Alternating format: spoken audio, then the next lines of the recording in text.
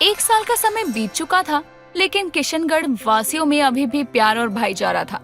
साथ ही इस गांव में अब कुछ बदलाव भी हो चुके थे, जैसे पंचायत ऑफिस का रेनोवेशन होना, पक्की सड़कों का निर्माण, मनोज के गांव के पोस्ट ऑफिस में नौकरी लगना और भी बहुत कुछ। लेकिन कुछ नहीं बदला था, तो वो था नील, नितिन, मुकेश का काली के आगे पीछे घूमना। अरे भाग्या काकी के 3 अनमोल रतन पंचायत ऑफिस में कैसे भटकते हुए आ गए हो क्या आज? भटकते हुए नहीं, ताम पानी की तलाश में आए हैं ताना भैया।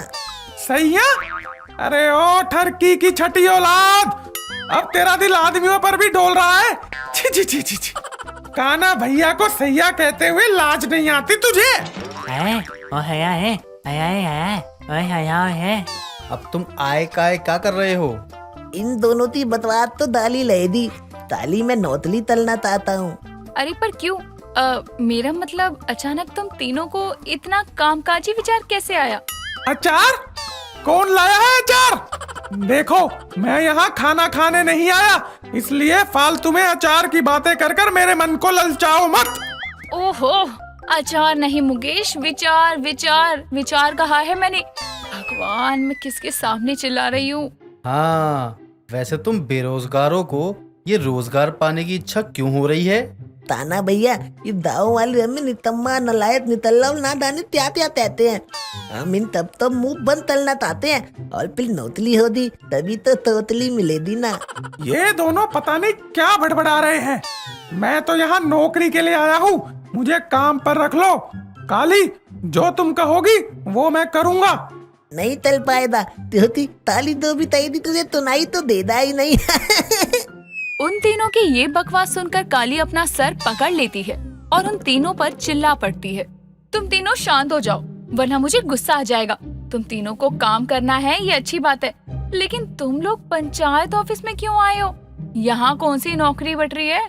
ताली तैती बातें तलती हो, अब तो तुम ही पंचायत ऑफिस का काम देती हो, तो तुम ते हमें नौतली पर नहीं लतती। अरे लत लो ना, हम तो तुम्हारे ताने वाले भी है और पलोती भी।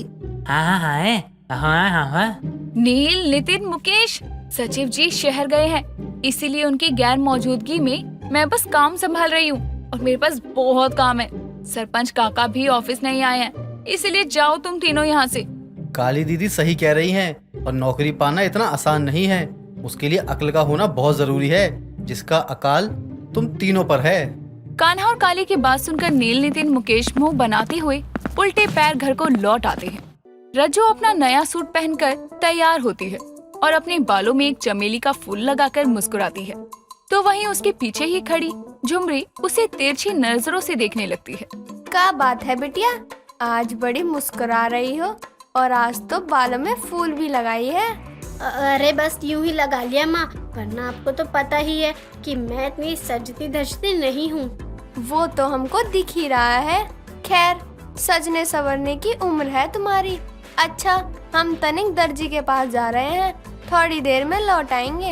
अरे वाह, मैं तो सोच ही रही थी कि माँ को क्या झूठ बोलकर मुकेश से मिलने जाऊँ, पर अब तो माँ खुद ही दर्जी के पास जा रही है। हाँ, माँ आराम से जाओ और आराम से आना। झुमरी वहाँ से थैला लेकर निकल जाती है। कुछ देर बाद रज्जो भी मुकेश से मिलने उसके घर जाती है। वहाँ नील, नितिन, मुकेश एक दूसरे के बाल नोच रहे थे। तभी रज्जो गुस्से में नील और नितिन को धक्का देकर मुकेश को दूर करती है।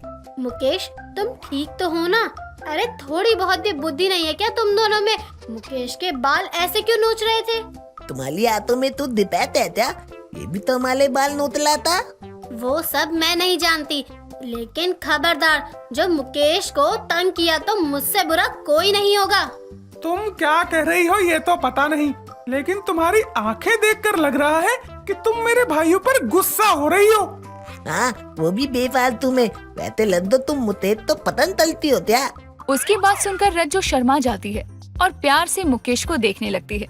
मुकेश भी उसे मुस्कुराता हुआ देखकर अपनी बत्ती से चमका देता है और उनसे कुछ दूरी के रास्ते पर आ रही भाग्या की नजर उन पर पड़ती है और वो गुस्से में कहती है, अच्छा, तो ई जी के लट्ठे यहाँ मटर गश्ती करत हैं, तभी कहें कि सामान लाने में इतना देरी कैसे लग रहा है। इनको तो हम बताते हैं।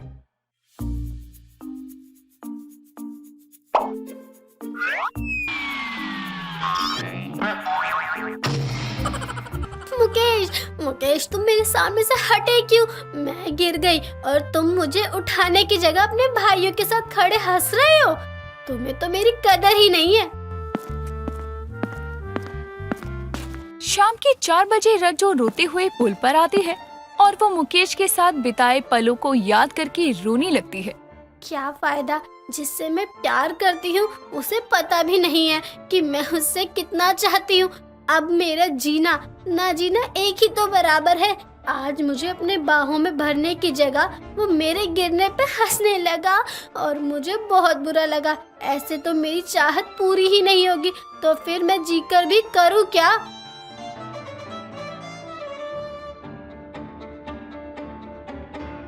रज्जो पागल हो गई हो क्या? अभी नदी में गिर जाती तो?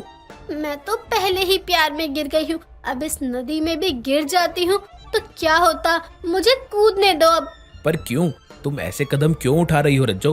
आखिर ऐसा भी क्या बात हो गई कि तुम अपनी जान देने पर आ गई? हर्ष रज्जो से बार बार पूछता है, पर रज्जो उसकी बातों का कोई जवाब नहीं देती और बस रोती रहती है। रज्जो, तुम मुझे बात बता सकती हो, आखिर तुम ऐसा कदम क्यों उठा रही हो? आत्महत्या करना कायरों का काम है और तुम कब से कायर बन गई? आखिर बात क्या है, मुझे बताओ। हाँ, मैं जानती हूँ कि आत्महत्या करना कायरता है, लेकिन मैं और करूँ भी तो क्या करूँ? वो तो कुछ समझता ही नहीं है। 1 साल से मैं उसे पसंद करती हूँ। कौन? किसे पसंद करती हो तुम? कहीं तुम... नहीं हर्ष, जैसा तुम समझ रहे हो वैसा बिल्कुल भी नहीं है। वो दरअसल मैं किसी से प्यार करती हूँ, पर वो है कि मेरी सुनता ही नहीं है। किससे प्यार करती हो तुम? और चलो, अगर प्यार करती हो तो तुम ऐसा कदम भला क्यों उठा रही हो? देखो, ऐसे कदम उठाने से पहले अपने आगे पीछे की भी सोच लिया करो। तुम जानती भी हो तुम्हारे ऐसे कदम उठाने के बाद सरपंच जी और झुमरी काकी का क्या होगा। अरे उन्हें अपने प्यार के बारे में बताओ, समझाओ उन्हें। वो कभी नहीं मानेंगे। अरे तुम ऐसा क्यों सोच रही हो? क्योंकि उनको मनाने से पहले मुझे उस इंसान को मनाना पड़ेगा जिससे मैं प्यार करती हूँ, लेकिन वो मेरी सुनता ही नहीं है। जब तुम उससे प्यार करती हो और वो तुमसे, तो वो तुम्हारी क्यों नहीं सुनता है? अच्छा चलो ठीक है, वो तुम्हारी नहीं सुनता तो मैं उसको समझाता हूँ, क्या पता वो मेरी सुन ले। दिक्कत तो यही है हर्ष कि वो सुनता ही नहीं है किसी की। किसी की नहीं सुनता? अरे बहरा है क्या? हाँ, मैं मुकेश से प्यार करती हूँ। माँ पापा को तो तब बताऊंगी ना जब मुकेश को मेरे प्यार के बारे में पता होगा। मैं पिछले 1 साल से उसको प्यार करती हूँ, लेकिन उसे आज तक मेरे प्यार का एहसास नहीं हुआ। क्या पता मेरे मरने के बाद ही उसको मेरे प्यार का एहसास हो जाए। प्यार अंधा होता है ये तो सुना था, लेकिन यहाँ तो इसका प्यार ही बहरा है। क्या बड़बड़ा रहे हो तुम? अरे कुछ नहीं। ये प्यार भी कितनी बेकार चीज है। जब किसी को होता है तो कुछ दिखाई ही नहीं देता, बस हो जाता है। रज्जो की हालत देखकर तो मुझे अपनी याद आ जाती है। मैं भी तो काली को कितना चाहता हूँ, पर काली को आज तक पता नहीं चलने दिया। लेकिन कोई बात नहीं, मैं रज्जो को दूसरा हर्ष तो नहीं बनने दूंगा। रज्जो, तुम चिंता मत करो, मुकेश को तुम्हारे प्यार का एहसास दिलवाने में मैं तुम्हारी मदद करूंगा। रात के घने अंधेरे में पूरा किशनगढ़ सोया हुआ था। तभी चैन की नींद सो रही काली के कानों में किसी के चिल्लाने की आवाज आती है। अरे कौन है? कौन है जो मुझे इस तरह पकड़कर लेके जा रहा है? बचाओ मुझे, कोई है? काली के कानों में जब ये आवाज आती है तो काली की आंखें खुल जाती है और वो अपनी माँ के हाथ से अपना हाथ छुड़वाकर बैठ जाती है। ये इतनी रात को कौन चिल्ला रहा है? कहीं फिर से कोई मुसीबत तो नहीं आई? मुझे बाहर जाकर देखना चाहिए। काली खुद से बातें कर ही रही थी कि तभी उसकी माँ दुर्गा आंखें खोलती है। काली, क्या हुआ मेरी बच्ची? तू इतनी घबराई हुई क्यों है? तूने कोई बुरा सपना देखा है क्या? नहीं माँ, मैंने कोई बुरा सपना नहीं देखा, पर बचाओ मुझे, कोई है? माँ आपने सुना? आपने सुनी वो आवाज? नहीं तो, मुझे कुछ सुनाई नहीं दे रहा। अरे फालतू की आवाजें तुझे ही क्यों सुनाई देती है? काली, कुछ नहीं है, तू सो जा, सो जा, आजा, चल सो जा। नहीं माँ, किसी को मेरी जरूरत है और मैं ऐसे कैसे सो सकती हूँ? माँ, मुझे जाना होगा। काली खबरदार, जो तूने ये हाथ दोबारा छुड़वाया तो, अरे जब से तुझे शक्तियाँ मिली है तू तो अपनी निजी जिंदगी को ही भूल गई है। भूल गई कि तेरी कोई माँ भी है। जो हर समय तेरी चिंता में लगी रहती है। माँ ऐसा नहीं है, मैं आपको कैसे भूल सकती हूँ। और अगर मुझे शक्तियाँ मिली है तो इसका मतलब ये नहीं कि मैं चीजें भूल गई। इसका मतलब ये हुआ कि इस धरती पर बढ़ते पाप का खात्मा करने के लिए महादेव ने मुझे चुना है और मैं अपने कर्तव्य से पीछे नहीं हट सकती। तो क्या तेरा ये कर्तव्य नहीं कि तू अपनी माँ की भी बात मान सके? मानती हूँ कि तेरे अंदर शक्तियाँ हैं, पर इसका मतलब ये तो नहीं ना कि तू अपने कर्तव्य के पीछे अपनी माँ को भूल जाए। काली, तुझे मेरी कसम है, तू मेरे इस हाथ को छोड़कर कहीं नहीं जाएगी।